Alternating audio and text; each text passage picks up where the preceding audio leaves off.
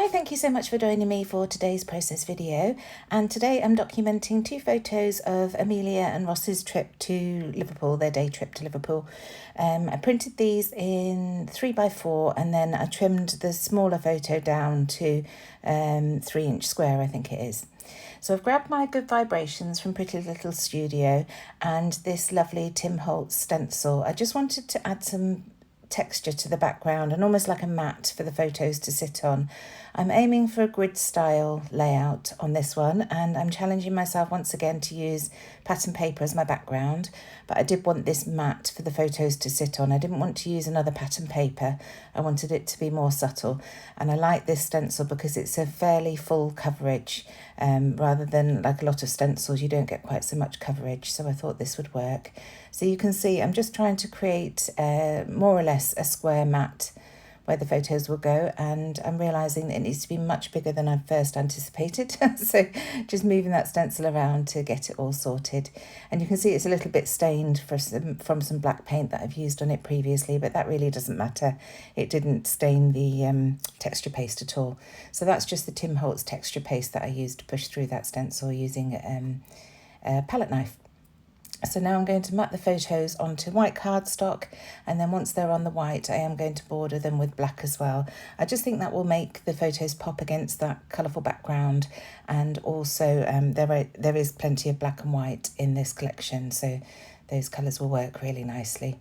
So just trimming these down. I never measure, I just stick the photo on the card and then go by eye to get those borders. It really doesn't matter to me if they're not exactly perfect. I prefer a sort of rough and ready look. If you've watched my videos before, you'll know that. So just trimming these down to size, and then you'll see in a minute, I do try and start building the layouts, but I really need to be patient and let that texture paste dry. It doesn't take too long, but I always try and go ahead before it's completely dry and end up warping everything because the moisture from the texture paste goes onto all the bits and pieces that I add to my layout. So here I am just having a play with placement. I know I want to use this little polka dot frame at the bottom. It was just a little bit furry inside, so I was just trimming those bits off. And I've pulled out some word phrases that I thought would work nice. So, and also this star as well. I do like the stars in this collection. So here I am bringing the paper in, but you can see it's warped and still quite damp. It does kind of even out once it dries out. So that's the rough shape that I'm going for in this layout. I decided I wanted to back that Instax frame with some pattern paper, so just grabbing a scrap left over from a previous layout. I've nearly used up this piece of stripy. It was so beautiful. So just trimming that down, and then I'll add that to the back of that Instax frame. Is it an Instax frame? I'm not sure now. Anyway, that frame that's in the frames collection, the die cuts from this set. So have any of you had this Good Vibrations collection? I absolutely love it. I'm falling in love with Pretty Little Studio all over again.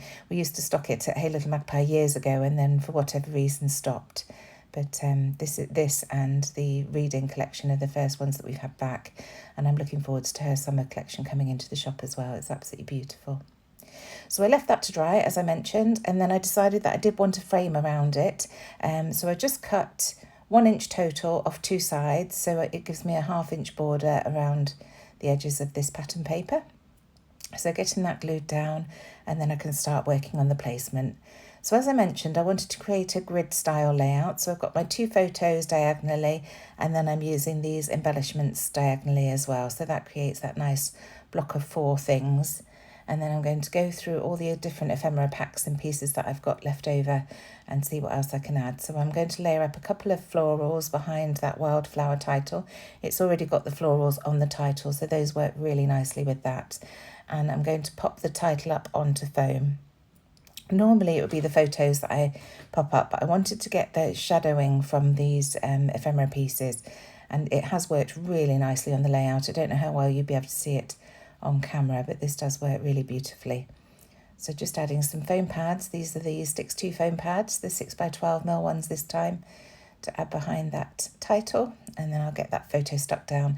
And because of that texture paste behind the photo, I am going to use both ATG and also the Nouveau Deluxe adhesive. So the ATG grips the paper straight away, and then the Nouveau will make it stick long term.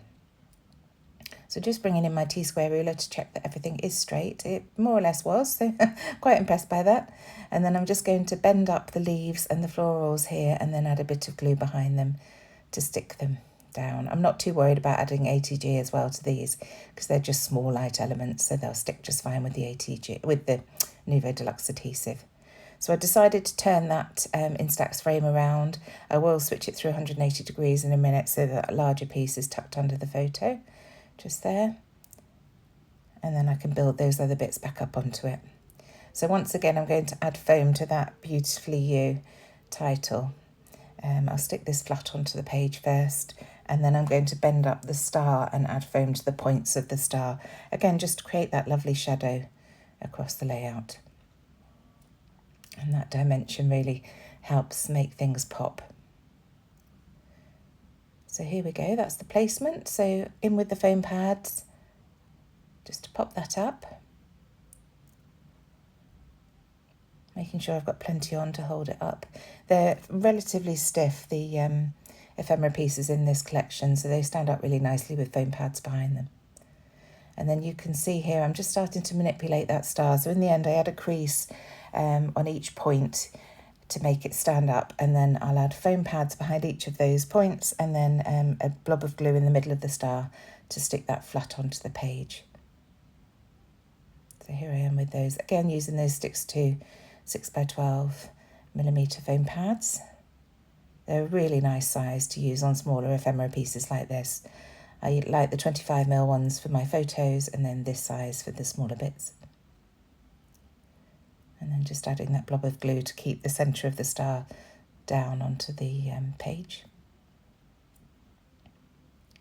So now going into the label pieces, I wanted to add a title, and my title is going to be Day Tripper, just to play on the song from the Beatles, because they were at the Beatles story here, Beatles Museum in Liverpool. So I'm going to use the lovely alphabet stickers from this collection to spell out Day Tripper. I started sticking them onto my glass mat, you can see here, just to check how long the phrase was going to be. Once I had a couple of letters out, I could see just how long it was going to be. I'm quite a visual person, so I need to see how things are going to work. I'm not very good at imagining until I've actually done it. So now you can see there's some space on the right hand side of that label, so I do want to fill that in, but I just spotted that awesome flag and decided to have that on the top piece. So I'm adding some foam to the left hand side and then just overlapping it onto the photo where it's just the building, so you don't lose anything of the photo there. So I've added a little yellow star at the bottom there, and I'm just looking through to see what else I can find, and just building up that cluster to the right of that label just so it doesn't look blank to the right.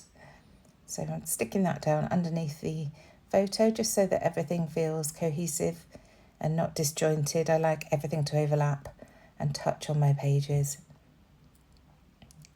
So just adding some foam again behind that yellow star, and then I'll stick the pink star flat to the page, but once again just bending up the points so that it adds a bit of texture there.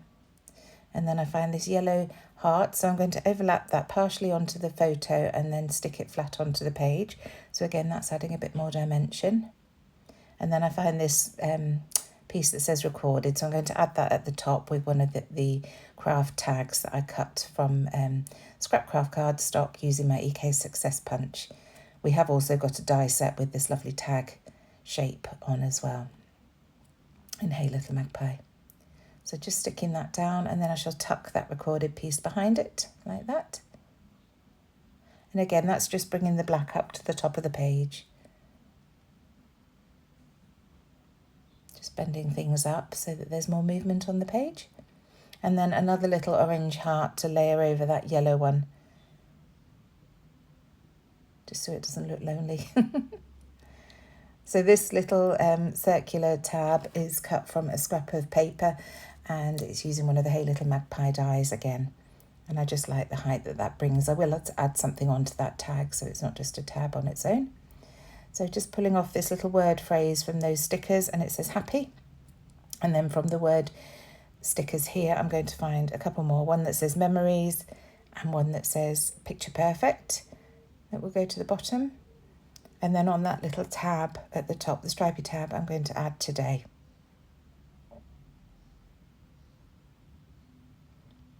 So there's memories, which I'll add underneath the word happy to create happy memories. And then there's the word today that goes up there.